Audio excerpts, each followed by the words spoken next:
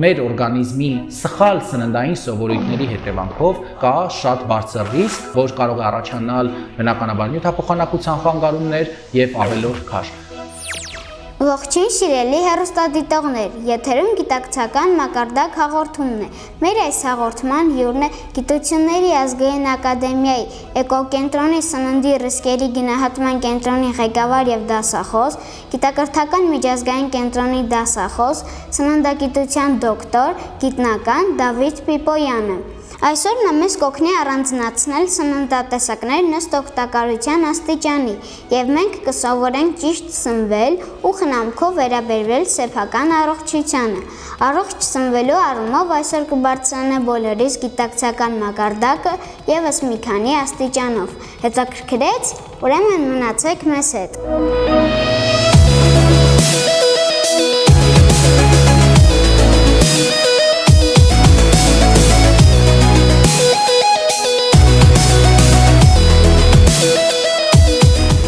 Այս պահին մենք գտնվում ենք 34 բիզնես կենտրոնի 5-րդ հարկում։ Այստեղ գործում է Groom Coworking նորարարական հարթակը, որն իր մեջ ներառում է հարմարավետ տարածք ֆրիլանսերների համար։ Groom Coworking-ի տեխնիկապես ագեցած սրահները լավագույն տարբերակն են թրեյնինգների, հանդիպումների եւ կոնֆերանսների կազմակերպման համար։ Բարև ձեզ հարգելի Դավիթ Պիպոյան, ուրախ եմ ձեզ տեսնել մեր հաղորդաշարում։ Շնորհակալություն, որ ընդունեցիք մեր հրավերը։ Բարև սիրելի Դավիթ, ես եմ շնորհակալ հրավերի համար եւ շատ ուրախ եմ գտնվել ձեր շատ գեղեցիկ տաղավարում։ Նախ եւ առաջ մեր հեռուստադիտողների համար եկեք պարզաբանենք, թե ինչ է նշանակում առողջ սնվել։ Դիետան դա քաղցած մնալը, թե ճիշտ ժամերին ճիշտ ծնունդ ընդունելը։ Ինչից են մարդիկ գիրանում։ Արդյոք հնարավոր է, որ մարդը սխալ սնվելով լուրջ վնաս հասցնի սեփական առողջությանը։ Շատ հետաքրքիր հարց եւ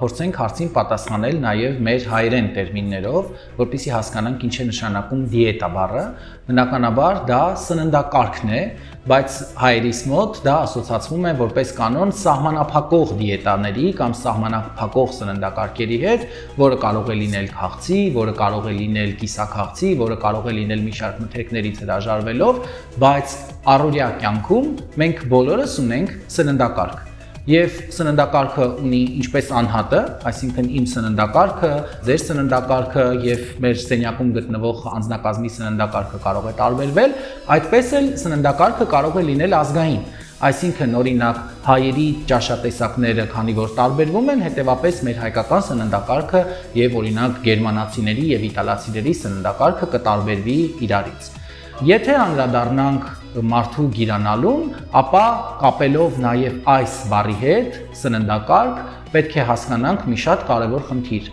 սննդային վարքագիծ։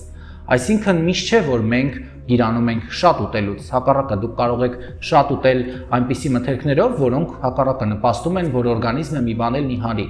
Դրան հակառակ մեր օրգանիզմի սխալ սննդային սովորույթների հետևանքով, որը կարող է լինել մի դեպքում սնման ռեժիմի խանգարումը, այսինքն առավոտյան դուք տանից դուրս եք գալիս առանց նախաճաշ անելու, ցերեկը հիմնականում սնվում եք արագ սննդի կետերում, օգտագործում եք շաքար պարունակող սուրճեր, գազավորված ըմպելիքներ եւ երեկոյան ստանում եք ձեր հիմնական ճաշատեսակները։ Արդյունքում բնականաբար կա շատ բարձր ռիսկ, որ կարող է առաջանալ բնականաբար նյութափոխանակության խանգարումներ եւ ավելորդ քաշ։ Մյուս դեպքում կարող է լինել բնականաբար օրվա ընթացքում տարբեր սննդային սխալ սովորույթներից, որոնք առաջ են գալիս օրինակ մեծ քանակներով շաքար պարունակող գազավորված ըմպելիքների օգտագործումից, որպեսզի ավելի պատկերավոր դարձնեմ խոսքս, մարդու նաև մեծահասակ մարդկանց համար առողջապահական մարմինները տալիս են,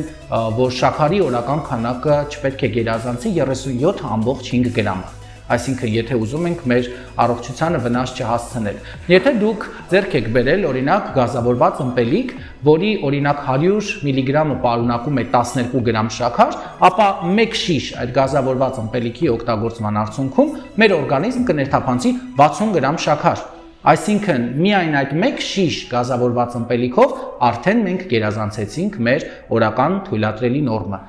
Բնական է, եթե մենք այս խախտումը անում ենք առիթից առիթ կամ օրինակ ամսվա մեջ մեկ անգամ, տարվա մեջ մեկ անգամ, Բնական է, սա չի հանգեցնի լուրջ առողջական խնդիրների, բայց մենք բոլորը շատ լավ գիտենք, որ այն մարդիկ, ովքեր ունեն սխալ սննդային սովորույթներ, դրանք պարբերաբար բնույթ են կրում, այսինքն նրանք որպես կանոն այս մթերքներն օգտագործում են ամեն օր։ Եվ սննդակարգը բնականաբար ունի շատ կարևոր նշանակություն, մասնավորապես ոչ վարակիչ հիվանդությունների զարգացման եւ միաժամանակ կանխարգելման տեսանկյունից։ Դրան են պատկանում սիրտանոթային համակարգի հիվանդությունները, շաքարային դիաբետը, այսինքն մեր սննդակարգը միաժամանակ կարող է կանխարգելել այս հիվանդությունների զարգացումը եւ հակառակը սխալ սննդային սովորույթների արդյունքում մենք կարող ենք նպաստել նշված հիվանդությունների զարգացմանը։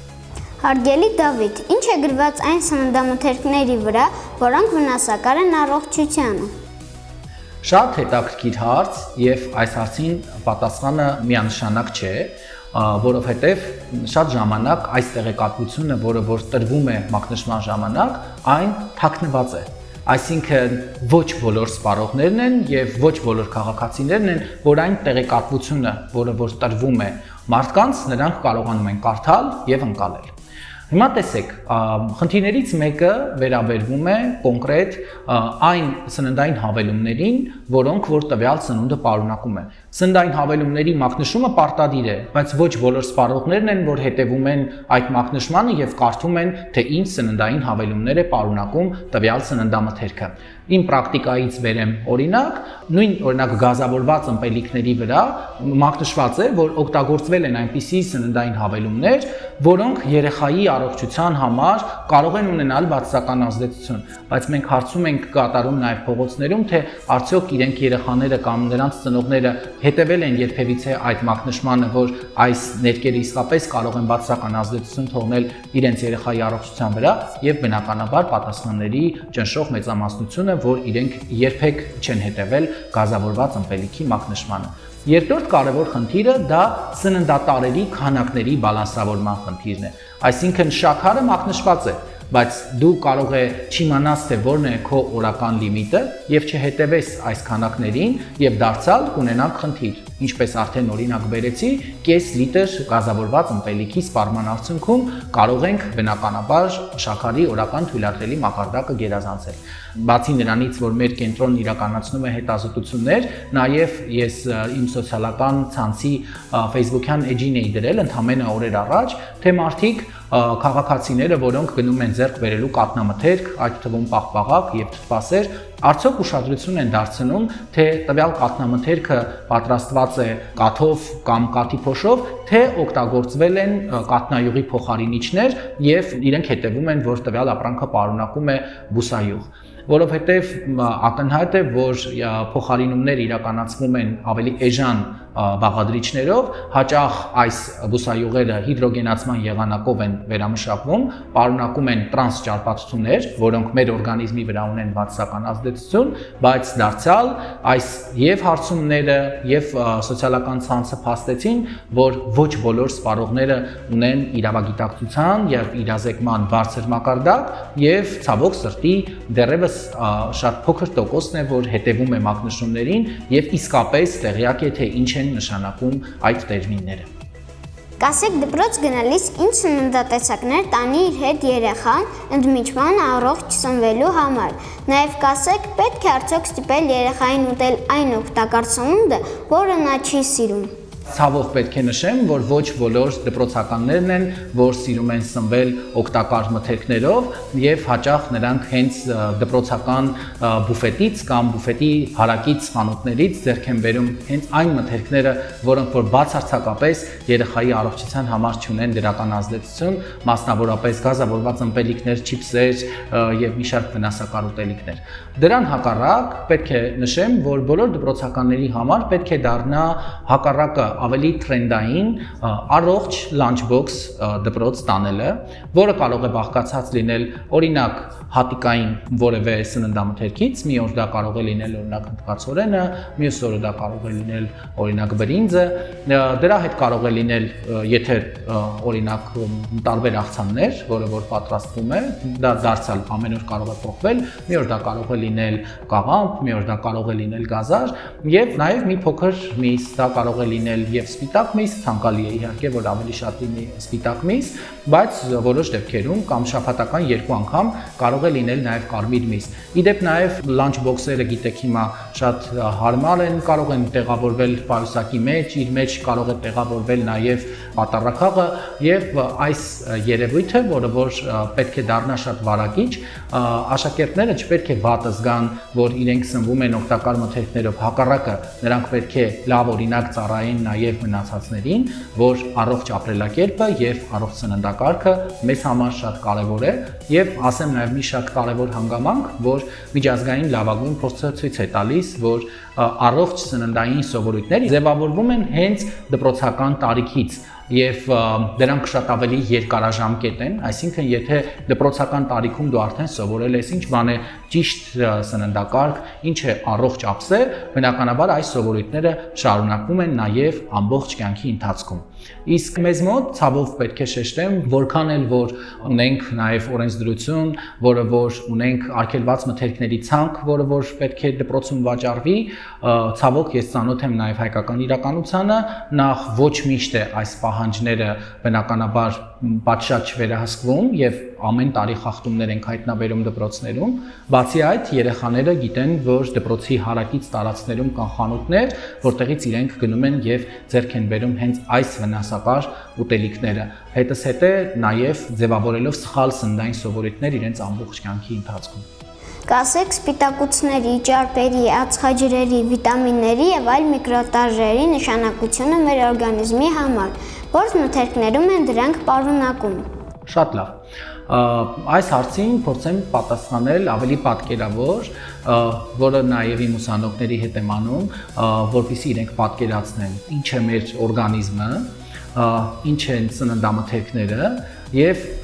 ինչի համար է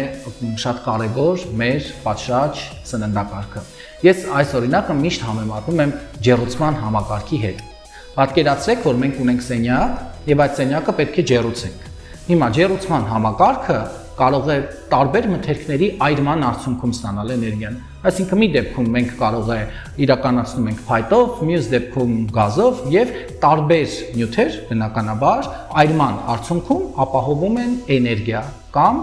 օրգանիզմը բնականաբար ունի էներգիայի կարիք եւ ինչի արդյունքում մենք այդ էներգիան ստանում տարբեր սննդամթերքների այրման, այսինքն ճակերտավոր այրման, որին մենք անվանում ենք մարսողություն, եւ բնականաբար ունենք սննդատալեր, այսինքն ածխաջրերը, սպիտակուցները, ճարպերը բնականաբար մեր օրգանիզմում ենթարկվում են մարսողության արդյունքում նաեւ անջատում են էներգիա, որը որ մենք օգտագործում ենք մեր օրգանիզմի ֆիզիոլոգիական process-ների համար, բայց օրինակ ածխաջրերի հիմնական դերը կայանում է հենց էներգետիկա, այսինքն ածխաջրերը օրգանիզմում ունեն էներգետիկ նշանակություն, եթե նայեք այս նույն գրատախտակի վրա, ապա կնկատեք, որ այս ափսեի մեջ ավելի մեծ մասնաբաժինը ընկնում է հենց ածխաջրերին, այսինքն ածխաջրերը մենք ստանում ենք էներգետիկ նպատակով, բայց սպիտակուցները եւ ճարպերը ունեն նաեւ ավելի կարեւոր նշանակություն մեր օրգանիզմում, մասնավորապես ձեր տարիքի երեխաների օրգանիզմում, ինչու, որովհետեւ դուք բնականաբար գտնվում եք աճի process-ում։ Ես օրինակ վերջին 10 տարվա մեջ չեմ հիշում, որ իմ հասակը, անգամ 1 սանտիմետր ավելացած լինի, ես դա ցավով եմ շեշտում, իսկ դու ամեն տարի, եթե գնաս, ապա կտեսնես, որ բնականաբար դու մեծանում ես, քո օրգանիզմը կառուցվում է, հետևաբար էներգիայից բացի քո օրգանիզմը կարիք ունի շինանյութի, այսինքն պետք է այդ ամբողջ մկանները ձևավորվեն, դու բնականաբար պետք է դառնաս բարձրահասակ եւ սլացիկ երիտասարդ, որի համար բնականաբար քո օրգանիզմը կարիք ունի նաեւ սպիտակուցների։ Եվ սպիտակուցները բացի նրանից, որ բնականաբար նպաստում են մեր օրգանիզմի ձևավորմանը, ունեն բնականաբար շատ կարևոր նշանակություն մարսողության գործընթացում, որովհետեւ բնականաբար ֆերմենտների աշխատանքը առանց սպիտակուցների հնարավոր չէ, նրանք օրգանիզմում ունեն տրանսպորտային նշանակություն եւ իհարկե եւս մի շատ կարևոր դեր եւ խնդիր դա իմունային համակարգի դերն է։ առանց լաբորակ եւ բարձրաժեք սպիտակուցների ցավոք սրտի մեր օրգանիզմի դիմադրողականությունը չի կարող բավարար ուժ ունենալ, որպեսզի բոլոր վնասատուների հետ կարողանա պայքարի մեջ մտնել։ Դրա համար մենք մասնավորապես նորից եմ կրկնում դեռահասների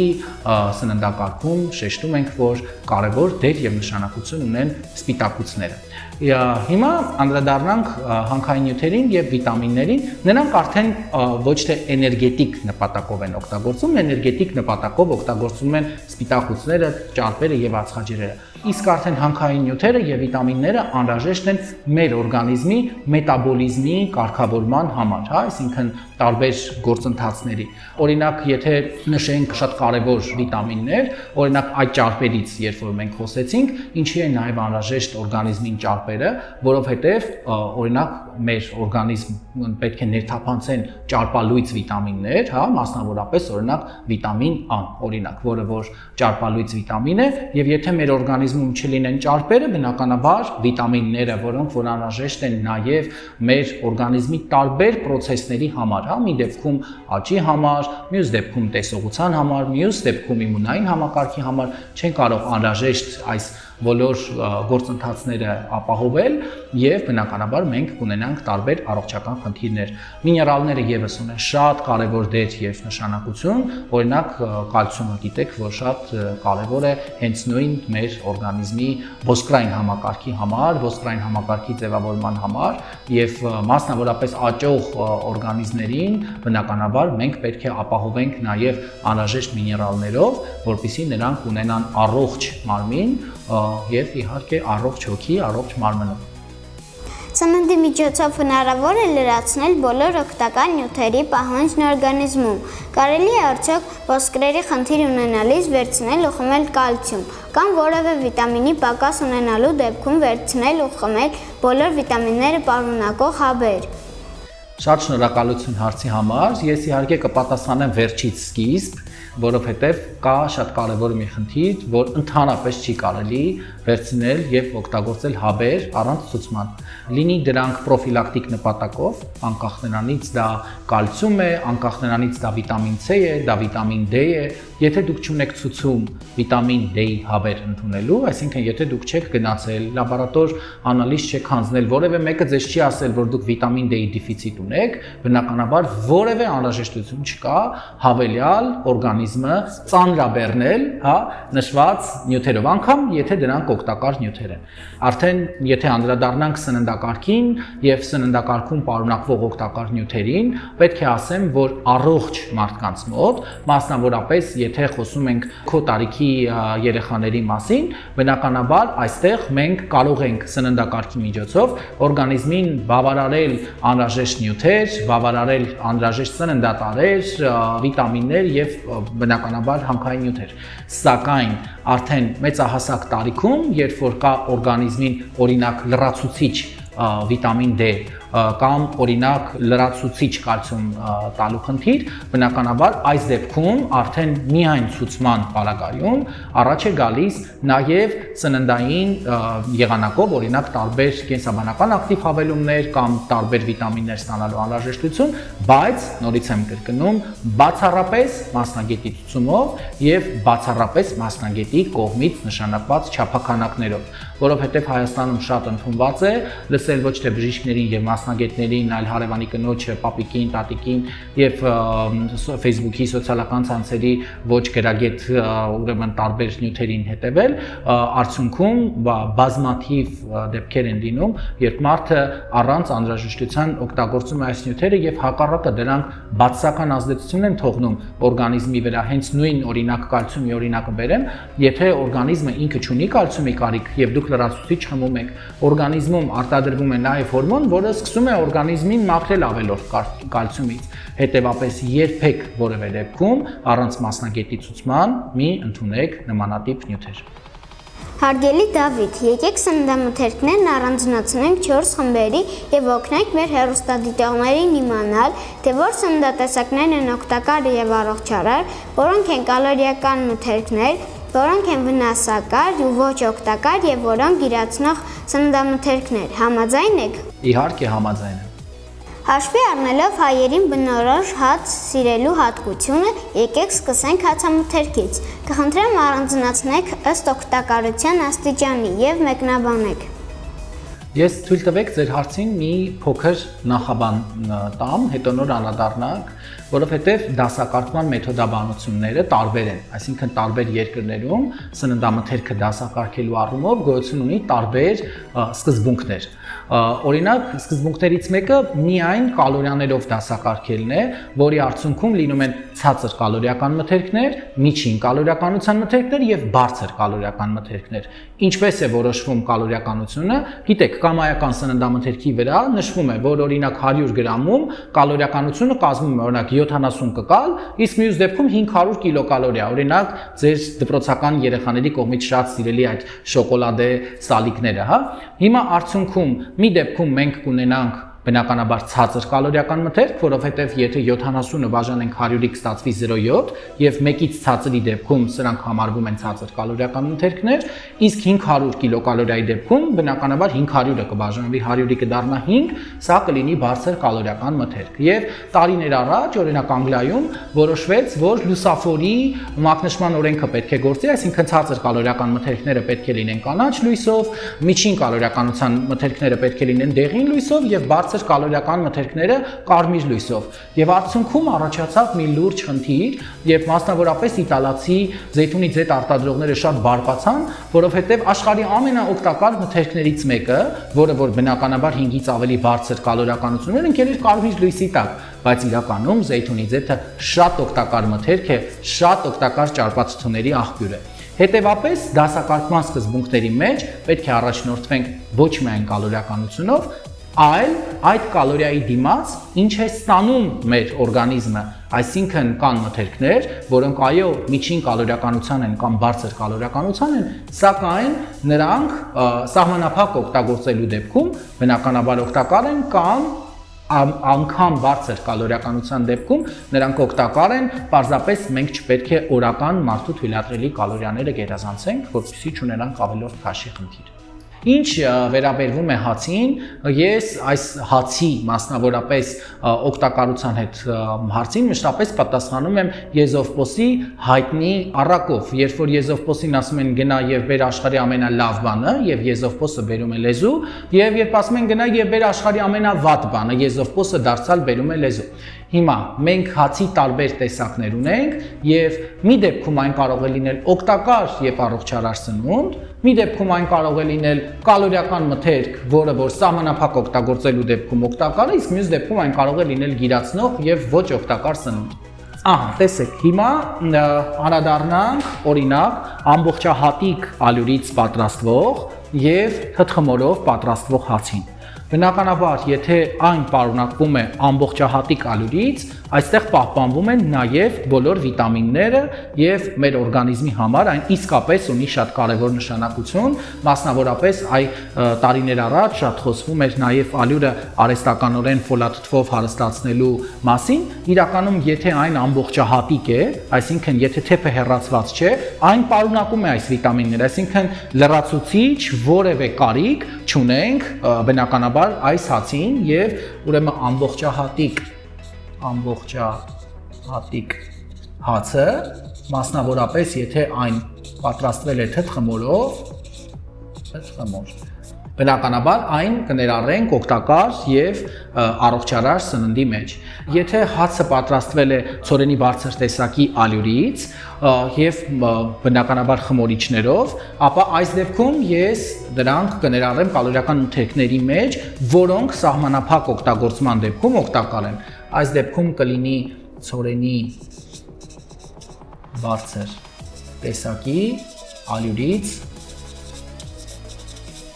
պատրաստված հացը, սակայն այս դեպքում մենք բոլորս գիտենք, որ բնականաբար այս հացը, որը որ պատրաստվում է, բնականաբար նաև ունի կարճ պիտանիության ժամկետ, սովորաբար մենք արդեն երկրորդ կամ երրորդ օրը նաև ցանկություն չունենք այս հացը օգտագործելու եւ որպես գիրացնող եւ ոչ օգտակար մթերք, դրանք դարձյալ ցորենի բարձր տեսակի ալյուրից, սակայն սննդային հավելումներով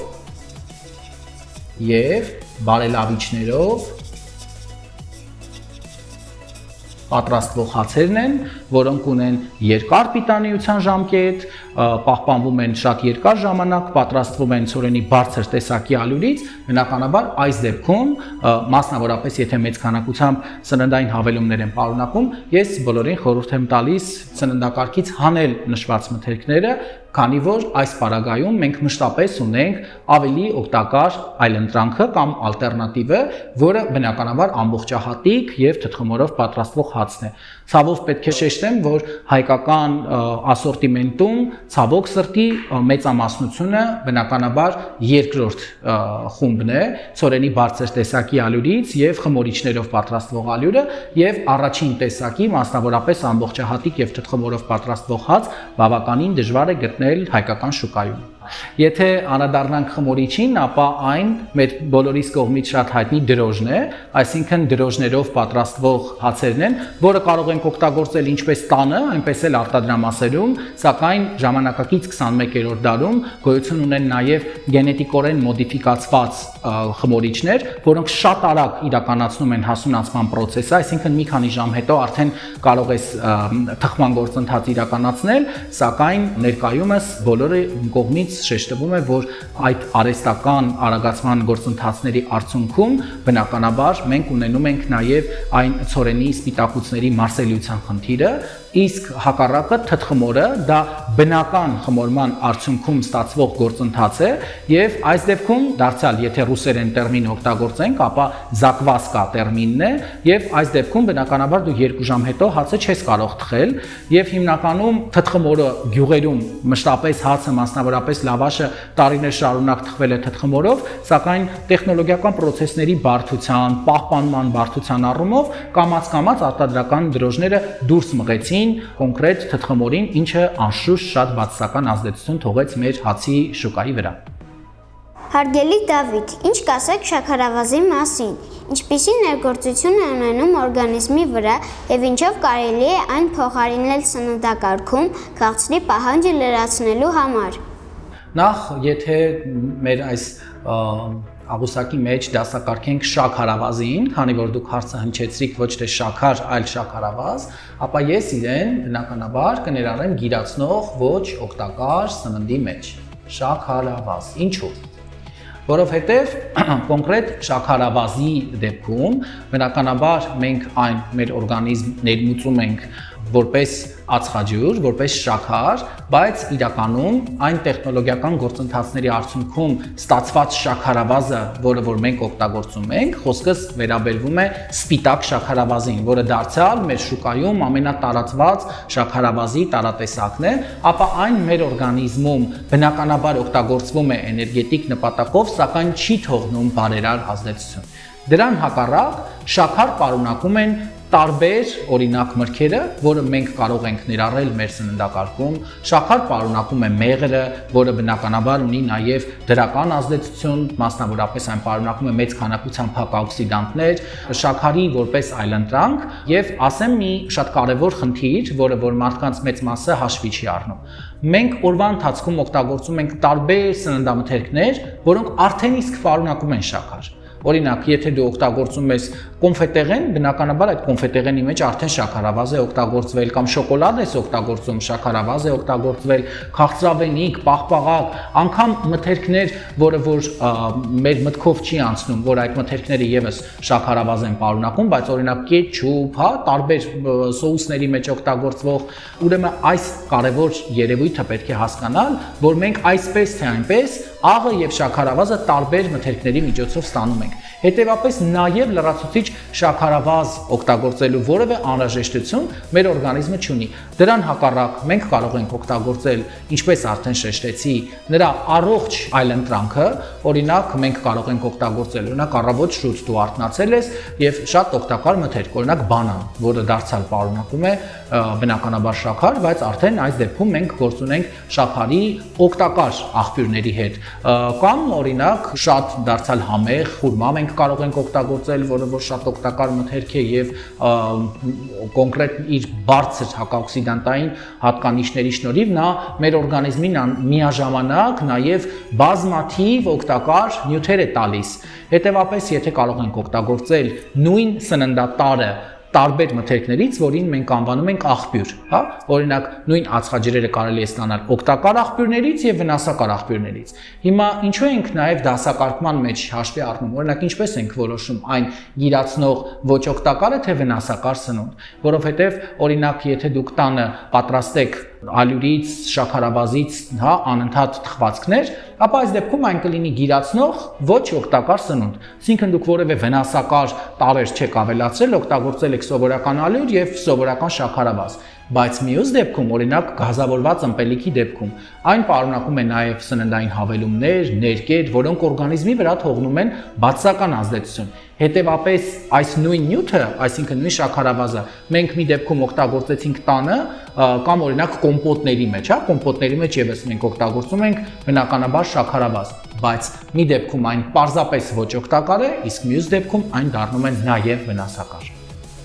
Եկեք խոսենք մսային մթերքների մասին։ Բուսակերները վստահեցնում են, որ եթե մարդը միշտ չօգտագործի, իր օրգանիզմը դրանից չի տուժի։ Ինչ կասեք դուք այս առումով։ Ահա, եկեք այստեղ եւս տարանջատենք երկու խումբ՝ միս եւ մսամթերք, որովհետեւ միսը կոնկրետ եւ հումքը, որը մենք օգտագործում ենք մեր սննդակարգում, եւ մսամթերքը, նրանք իրենց սննդագիտական եւ անվտանգության տեսանկյունից էապես տարբերվում են իրարից, որովհետեւ ես բոլորին խորհուրդ եմ տալի հնարավորինս սննդակարգում քչացնել մսամթերքը, որովհետեւ այն պարունակում է տարբեր գունանյութեր, պարունակում է տարբեր նաեւ սննդային հավելումներ, որոնք մեր օրգանիզմի համար բարերար ազդեցություն չեն թողնում, սակայն միսը ունի կարևոր դեր եւ նշանակություն մեր օրգանիզմում։ Նախ անդրադառնամ մի շատ կարևոր խնդրի, մասնավորապես դեռահաս օրգանիզմների համար շատ կարևոր է, որ նրանք սննդակարգում ունենան եւ կարմիր եւ բնականաբար սպիտակ միս։ Ինչի համար եմ սա կոնկրետ շեշտում, որովհետեւ մեր երեխաները ունեն, ինչպես արդեն շեշտեցի, նաև միներալների եւ հանքային նյութերի կարիք եւ մասնավորապես օրգանիզմում կարևոր դեր եւ նշանակություն ունի երկաթը։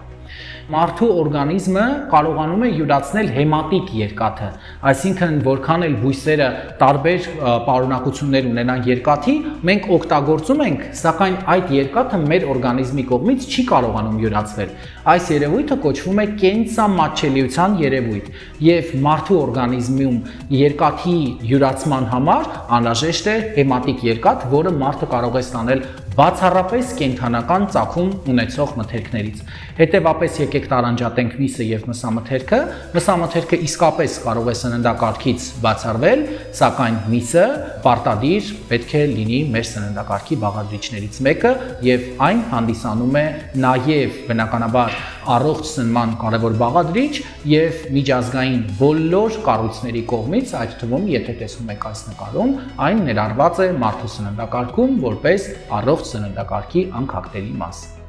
Հարգելի Դավիթ, ինչ կասեք կաթնամթերքի մասին, որ տեսակներն են օգտակար, իսկ որոնք ոչ այնքան։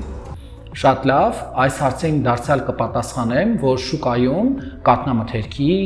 ասորտիմենտը բավականին մեծ է եւ եթե տարիներ առաջ ասեինք թե այսքան բազմազան անուններ են լինելու թթվասերիկներ, կաթ պարունակող մթերք, կաթնայուղի փոխարինիչներով, բուսայուղ պարունակող բոլորի համար տարօրինակ կլիներ, որովհետեւ ժամանակին կաթնամթերքները պատրաստվում էին կաթից։ Իսկ ցավոք սրտի ժամանակակից 21-րդ դարում կան այնպիսի տեսակներ, որոնք պարունակվում են ոչ թե կաթից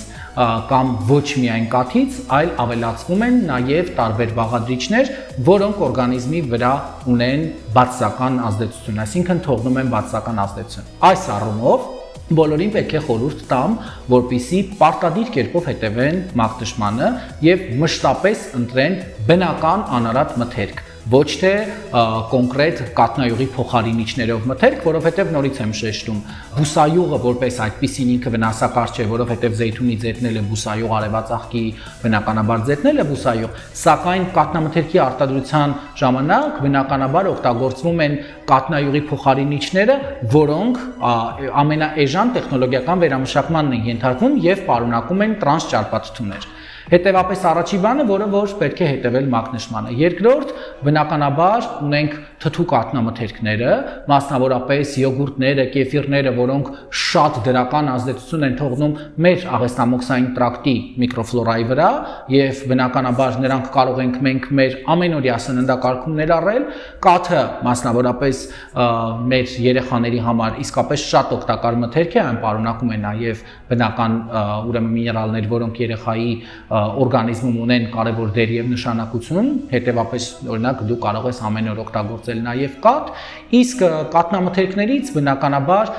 ավելի ցանկալի է, որպեսզի օգտագործենք ոչ թե շատ հագեցած ճարպաթթուներ պարունակող մթերքներ, այլ հակառակը մեր օրգանիզմի վրա դրական ազդեցություն թողնող մթերքներ, օրինակ երկու մթերք, թթվասերը եւ մածունը։ Թթվասերը բնականաբար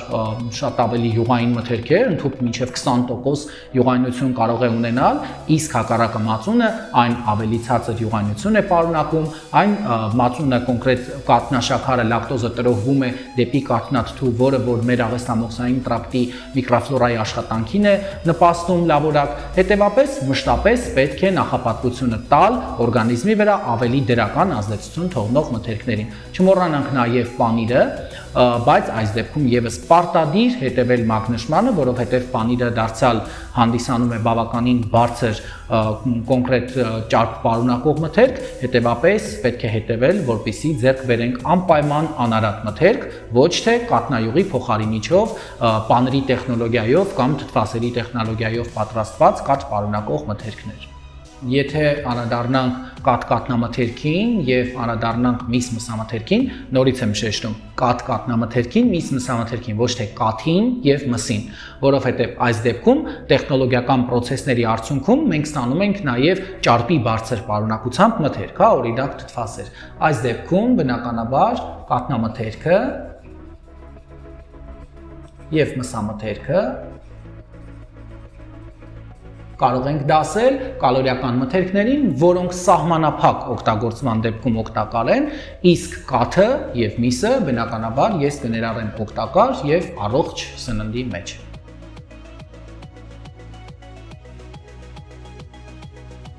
Սիրելի Դավիթ Պիպոյան, Հեքիաթվին բլոգը ձեզ համար պատրաստել է անակնկալ նվերներ։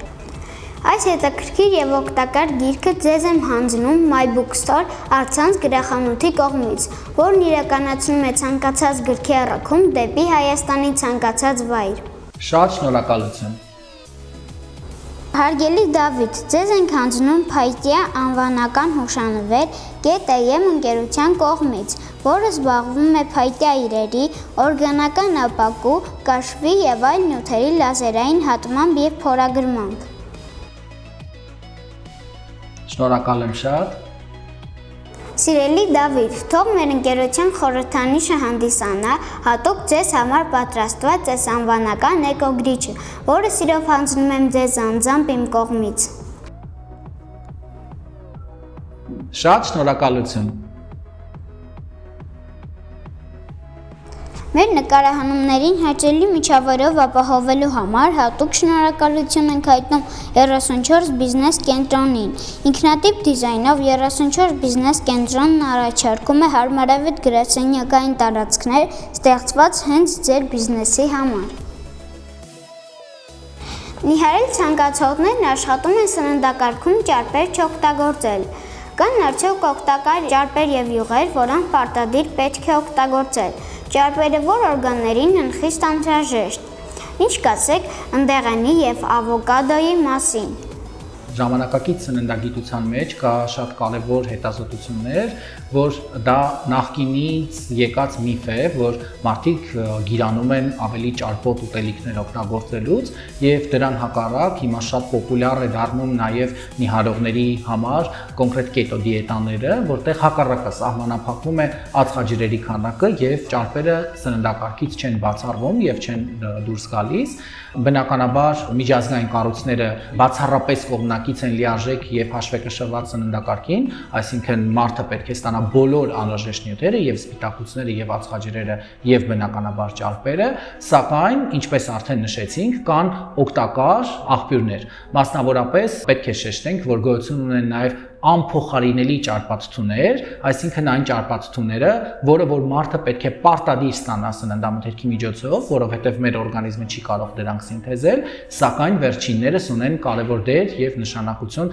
մասնավորապես սրտանոթային համակարգի հիվանդությունների կանխարգելման տեսանկյունից եւ բոլորիս կողմից շատ հայտնի օմեգա 3-ն է, օմեգա 6-ն է, հետեւապես մենք պետք է շատ օգտագործենք օրինակ զեյթունի ձեթ, ծովամթերքներ, ընդեղեն եւ ինչպես արդեն դուք շեշտեցիք, եւ ընդեղենը եւ ավոկադոն միաժամանակ երկուսն էլ հանդիսանում են կոնկրետ ճարպաթթուների օգտակար աղբյուր։ Ինչ կասեք հատիկեղանի եւ դրանց օգտակարության մասին։ Բրինձը, հնդկածավարը, ոսպը, հատիկավոր լոբին, ոլորը, սիսերը եւ մյուս հատիկեղանները շատ մարդիկ ուտում են, որպեսզի նիհարեն, բայց դրանց անսահմանափակ օգտագործումը արդյոք չի հանգեցնի ավելորդ քաշի ձեռքբերման, չէ՞ որ դրանք պարունակում են ածխաջրեր։ Շատ լավ, նախ պետք է շեշտեմ, որ ձեր կողմից նշված բոլոր մթերքները իսկապես շատ օգտակար մթերքներ են, բնականաբար նրանք օրգանիզմին բացի ածխաջրերից ապահովում են նաև անհրաժեշտ սպիտակուցներով, անհրաժեշտ թաղանթանյութով, անհրաժեշտ նաև վիտամիններով, նրանք բոլորը շատ օգտակար մթերքներ են, բայց ինչպես շատ ճիշտ արդեն իսկ դուք նշեցիք, բնականաբար սրանք ածխաջրեր պարունակող մթերքներ են, հետևապես մենք նրանք պետք է օգտագործենք բացառապես թույլատրելի ցուցումներով եւ նորմալ չափականակներով։ Ժամանակակից աշխարհում հակաքաղցկեղային սննդակարգերն են ուսումնասիրվում, որտեղ հստակ նշվում է, որ լոբազգիները ունեն կարևոր դեր եւ նշանակություն, եւ լոբին, եւ սիսերը, եւ ոսպը նրանք իսկապես շատ անհրաժեշտ են մեր սննդակարգում ներառելու համար, որովհետեւ նաեւ շատ օգտակար թաղանթանյութ են պարունակում, սակայն մենք նրանք պետք է օգտագործենք բնականաբար չափավոր եւ մեծ քանակությամբ հատիկեղեն օգտագործելու դեպքում, մասնավորապես եթե գործ ունենք բրնձի հետ, եթե գործ ունենք հնդկացորենի հետ,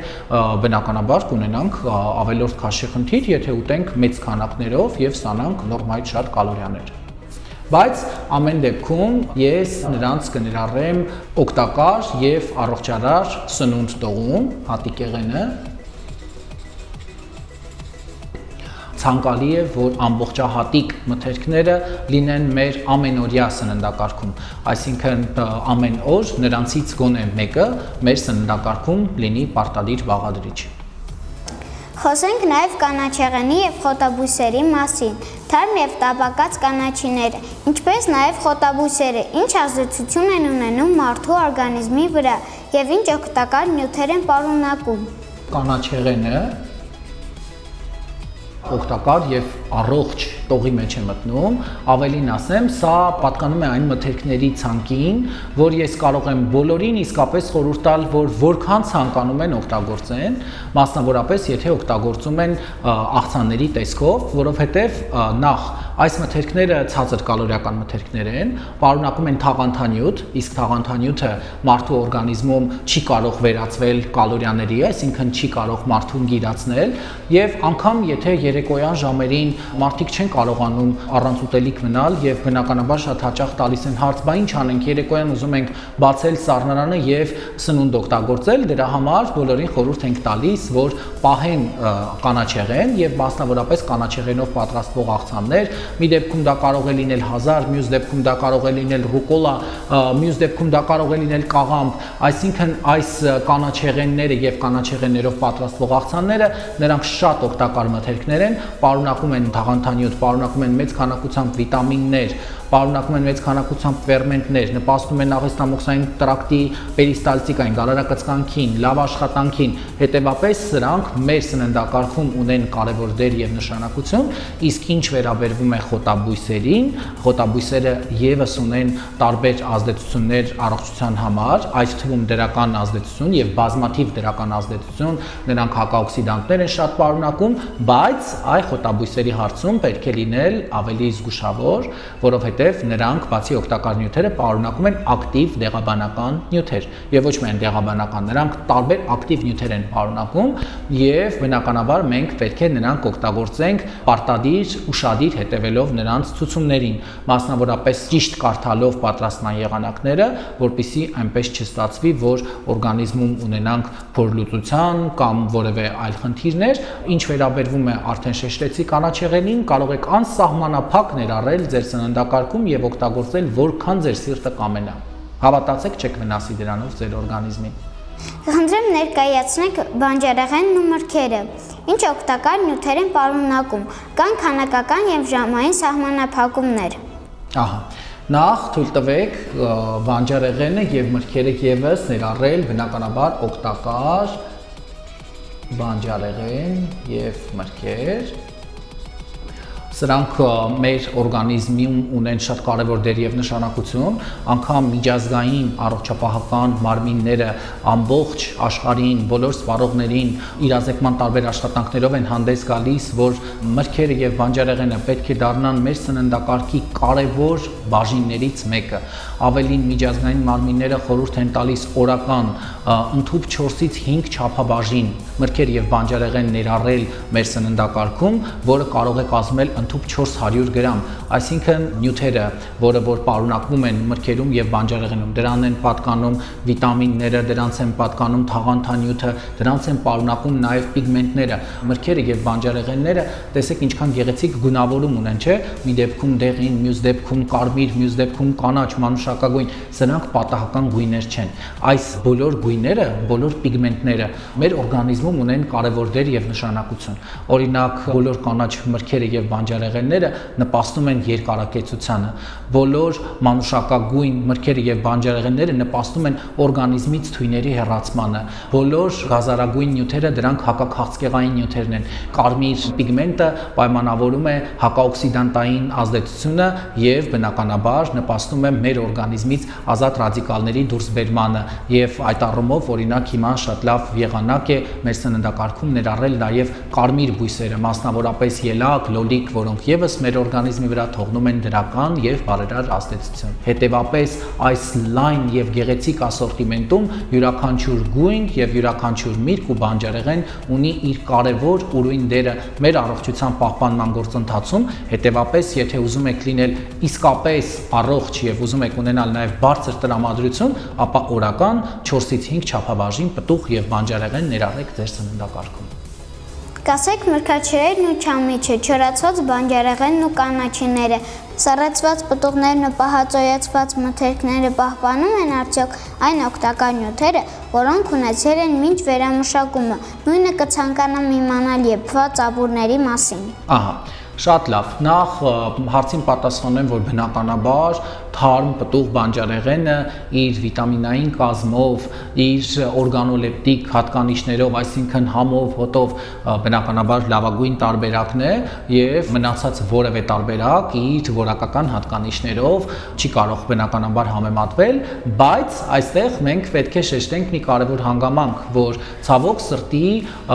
մենք չենք կարող 12 ամիս հասանելիություն ունենալ թարմ պտուղ բանջարեղենին, այսինքն երբ որ այդ մրգի եւ այդ բանջարեղենի սեզոնը արդեն ավարտվում է, մենք ունենք երկու տարբերակ, կամ պետք է ջերմոցային տարբերակը օգտագործենք, որը բնականաբար մրգերի պարագայում միշտ չէ որ կարող ենք ջերմոցներում ունենալ եւ նաեւ տնտեսապես բնականաբար ծառերի համար մենք չունենք ջերմոցներ եւ երկրորդ հանգամանքը կանում է նրանում, որ կան բազմաթիվ մարդիկ, որոնք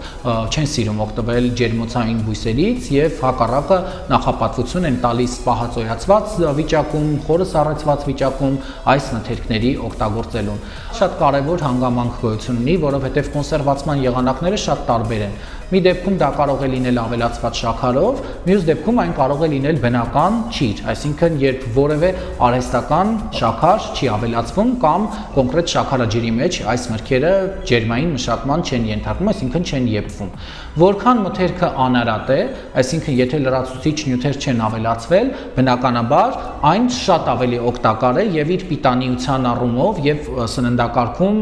իր դրական ազդեցությունների առումով։ Ինչ վերաբերվում է կոնկրետ խոտաբույսերին եւ խոտաբույսերի չորացնելուն, ապա այս դեպքում դարձյալ պետք է շեշտենք, որ նրանք պահպանում են իրենց եթերայուղերը եւ բնականաբար օրգանիզմի վրա կարող են թողնել դրական ազդեցություն։ Բայց մրգերի կոնսերվացման եղանակներ կան, երբ պատրաստում ենք մուրաբաներ, ավելացնում ենք մեծ քանակությամբ շաքար, դա բնականաբար դարձյալ բախվում ենք այն խնդրին, որին ես արդեն անդրադարձել էի, երբ մթերքին ավելորդ ավելացնում ենք շաքար եւ բնականաբար շաքարն արդեն իսկ նույնիսկ ինքը չի հանդիսանում օգտակար մթերք, հետևապես խորը սառեցումը ժամանակակից սննդամթերքի տեխնոլոգիաներում, մասնավորապես պահպանման տեխնոլոգիաներում համարվում է շատ լավ տեխնոլոգիա վիտամինային կազմի պահպանման տեսանկյունից, որովհետև եփման ընթացքում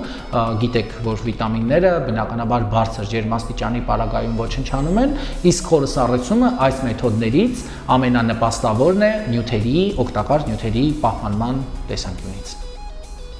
Ճիշտ են անում մարդիկ, որ աղը լրիվ հանում են իրենց սննդակարգից։ Ինչ նշանակություն ունեն կերակրի աղը եւ հանքային մյուս աղերը մարդու օրգանիզմի համար եւ ինչ քանակով է պետք այն օգտագործել։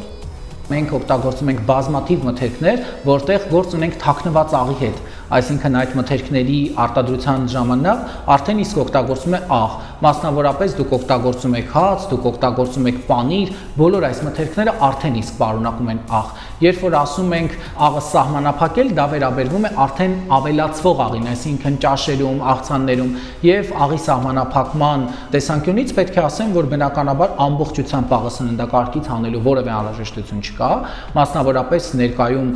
շոկ օրեր են լինելու, մենք պետք է մեծ քանակությամբ նաև ջուր օգտագործենք եւ օրգանիզմը աղ է կորցնում եւ բնականաբար մեր սննդակարգում այն կարող է ոչ թե կարող է պետք է ամեն օր օգտագործվի, սակայն օգտագործենք հնարավորինս նվազագույնի հասցնելով, այսինքն որևէ անհրաժեշտություն չկա անպատեհ անընդհատ ուտելիքներին լրացուցիչ քանակությամբ աղ ավելացնելու, սակայն սննդակարգից բացառելու անհրաժեշտություն եւս չկա։ Կասեք, ամենատարբեր համեմունքները սննդին միայն համային հատկանիշներ տալու համար են օգտագործվում, թե դրանք ունեն օգտակար հատկանիշներ, հակացություններ եւ վնասակար ազդեցություններ կան։ Համեմունքները ունեն շատ կարևոր դեր եւ նշանակություն, մասնավորապես համեմունքների մեծամասնությունը պարունակում է ակտիվ նյութեր եւ հակաօքսիդանտներ, որոնք կարող են օրգանիզմի վրա տարբեր ազդեցություն թողնել, մետաբոլիզմը ակտիվացնել, հակաբորբոքային ազդեցություն թողնել, իմունային համակարգի ամրապնդմանը նպաստել, շաքարի պարունակությունը կանոնակարգել եւ բալանսավորել։ Համեմունքները, մասնավորապես կծու համեմունքները, միաժամանակ լավ ալտերնատիվ են այլընտրանք սննդակարգում աղը սահմանափակելու, այսինքն ուտելիքներին համը ապահովում ենք ոչ թե աղի շնորհիվ, որը նաև օրգանիզմի համար ունի բացասական ազդեցություն, այլ հակառակը համեմունքների, որոնք ապահովում են համ եւ միաժամանակ օրգանիզմի վրա թողնում են դրական ազդեցություն։ Հարգելի Դավիթ, մի շատ կարևոր թեմա, ինչ նշանակություն ունի ջուրը մեր օրգանիզմի համար, երբ եւ ինչ քանակով է պետք այն խմել։ Կասեք նաև ճիշտը սառեցնել հալեցնելն է, եռացնելը, թե այլ միջոց կա տնային պայմաններում առավել մաքուր խմելու ջուր ունենալու համար։ Ջուրը մեր օրգանիզմում նյութափոխանակության կարգավորման առումով ունի կարևոր դեր եւ նշանակություն, որովհետեւ մենք մեր օրգանիզմում բնականաբար հեղուկների եւ ջրի պարունակությունը շատ բարձր է եւ որպեսզի այդ բալանսը մենք ապահովենք, անընդհատ նաեւ օրգանիզմը կարիք ունի ջրի եւ իհարկե այստեղ ունենք օրական լիմիտի ապահովումը, մի տեսություն, որը որ ասում է, որ անպայման պետք է 1.5-ից 2 լիտր ջուր ապահովել սննդակարգում։ Ջուրը եռացնել, սառացնել, թե սառացնել հետո հալեցնել կախված է թե ինչ նպատակով եք այն իրականացնում, եթե կոնկրետ մանրէների դեմ պայքարի, այսինքն եթե մանրէազերծման նպատակով եք իրականացնում, ապա միանշանակ ամենաճիշտ եղանակը այս դեպքում եռացնել, հետո հովացնելն է։ Իսկ եթե հակառակը անում եք ձեր նախասիրություններից ելնելով, որովհետև մարդիկ կան, ովքեր որ օգտագործում են սառցաջուրը նաև նիհարելու նպատակով, ես պետք է ասեմ, որ սա բնականաբար ապացուցողական բժշկությունը եւ ապացուցողական սննդագիտությունը չի ընդունում, սակայն եթե դուք ունեք այս նախասիրությունը, բնականաբար կարող եք նաև օգտագործել այս եղանակով։ Շոկոլադ, չիպսեր, աղի եւ քաղցր ձողիկներ, արևածաղկի եւ դդմի սերմեր, ամենատարբեր քաղցրավենիքներ, դոնդող, խմորեղեն, անվերջ կարելի է թվարկել այն մթերքները, որոնք մարդիկ շատ են սիրում, բայց կամ դրանք վնասակար են, կամ գիրացնող, կամ էլ երկուսը միասին։ Ինչ կասեք այս մթերքների վերաբերյալ եւ ինչ խորհուրդ կտաք աղի սիրողներին եւ քաղցրասերներին։ Կոնկրետ պետք է տարանջատենք, մասնավորապես եթե բարձր կալորիական սերմերին է խոսքը վերաբերվում, այս դեպքում նրանք կալորիական մթերքներ են, որոնք սահմանափակ օգտագործման դեպքում օգտակար են եւ այստեղ խոսքը վերաբերվում է եւ դդմի սերմին, եւ արևածաղիկին, այսինքն մենք չենք կարող այս մթերքները համեմատել կոնկրետ չիպսերի, գազավորված ըմպելիքների, դոնդողներով պատրաստվող կոնֆետեղենի, որոնք պարունակում են մեծ քանակությամբ սննդային հավելումներ, սննդային ներկեր, պարունակում են շաքարավազ կամ շաքարավազի փոխարինիչներ, օրգանիզմի վրա չունեն որևէ դրական ազդեցություն, հետևաբար նրանց մենք ներառում ենք վնասակար սնունդ տողում եւ ընդհանրապես խորհուրդ չենք տալիս օգտագործել այս մթերքները, որովհետեւ ինչպես արդեն շեշտեցի, մենք չպետք է առաջնորդվենք միայն սննդամթերքի կալորիականությամբ, այլ պետք է հասկանանք, թե այն օրգանիզմի վրա ինչ ազդեցություն է թողնում։ Եթե տվյալ սննդամթերքը օրգանիզմի վրա չունի որևէ դրական ազդեցություն, որևէ հատկանիշ, չի պարունակում վիտամիններ, սննդատարեր, հանքային նյութեր, որոնք մենք պետք է օգտագործենք մեր օրգանիզմում ընդհանուր հիվանդությունների կանխարգելման տեսանկյունից, ապա որևէ նպատակ չկա մեր սննդակարգում այս մթերքների ներառման։ Շոկոլադը դարձյալ կդասակարգեի բնական շոկոլադ, որը որ կալորիական մթերք է, որը սահմանափակ օգտագործելու դեպքում բնականաբար օգտակար է, եւ բնականաբար շոկոլադից բացի մենք ունենք տարբեր սալիկներ եւ քաղցրավենիքներ, որոնք որ պարունակում են տրանսճարպաթթուներ, որոնք պարունակում են մեծ քանակությամբ շաքարներ, սննդային հավելումներ եւ դրանք կներառենք իհարկե շոկոլադե սալիկները նաեւ, շոկոլադե սալիկներ, նրանց կներառենք վնասակար սնունդ տողում եւ երեխաներին բնականաբար խորհուրդ չենք տա իրենց սննդակարգում ներառել, մասնավորապես հատուկ ուզում եմ բոլորին խորհուրդ տալ, որ ժելեները, դոնդողները երեխաների կողմից շատ սիրելի, նրանք ամբողջ աշխարհում ապացուցողական սննդագիտության կամայական հոդված որ բացեք, որպես ամենավնասակար մթերք նշվում են հենց այս մթերքները, որոնք ունեն որևէ օգտակար հատկանիշ եւ պարունակում են միայն օրգանիզմի համար որևէ դրական հատկանիշ չպարունակող նյութեր։ Օրվա մեջ քանի անգամ է պետք սնվել եւ որ ժամերին։ Ինչու շատ առաջատար երկրներում կան սնվելու հստակ ժամեր, իսկ մեզ մոտ այդ մշակույթը դեռ զարգացած չէ։ Ինչ խորհուրդ կտաք այս առումով։ Ինչպես արդեն հաղորդման սկիզբը սկսեցինք դիետա բառով եւ սննդակարգ հայերեն բնականաբար եզրույթով, ապա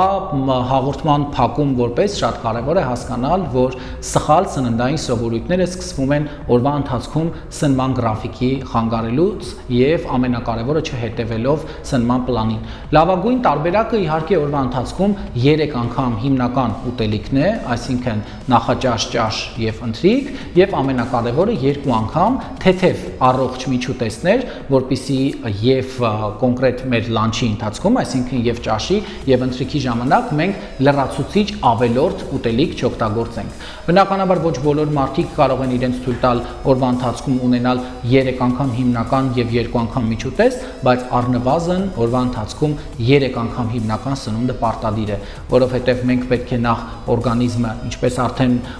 օրինակը բերեցի ջեռուցման համակարգի հետ,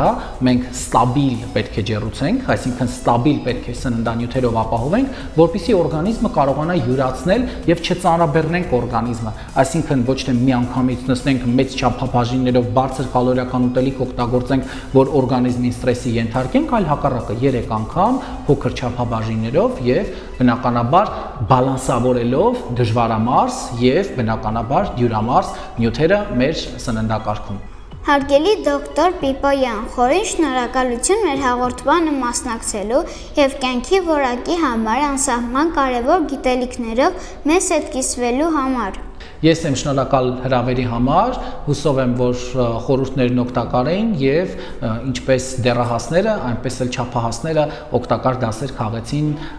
սիրելի Դավիթ, քո շատ հետաքրքիր հաղորդումից։ Սիրելի հեռուստադիտողներ, մեր հաղորդման հյուրն էր Գիտությունների ազգային ակադեմիայի Էկոկենտրոնի սննդի ռիսկերի գնահատման կենտրոնի ղեկավար եւ դասախոս, Գիտակրթական միջազգային կենտրոնի դասախոս, սննդագիտության դոկտոր, գիտնական Դավիթ Պիպոյանը։ Իսկ դուք, եթե մինչ այս պահը մեզ հետ եք, ուրեմն գիտակից եք ու արժևորում եք կյանքը։ Շարունակեք անդադար բարձրացնել ձեր գիտակցական մակարդակը եւ եղեք իմաստուն։ Կհանդիպենք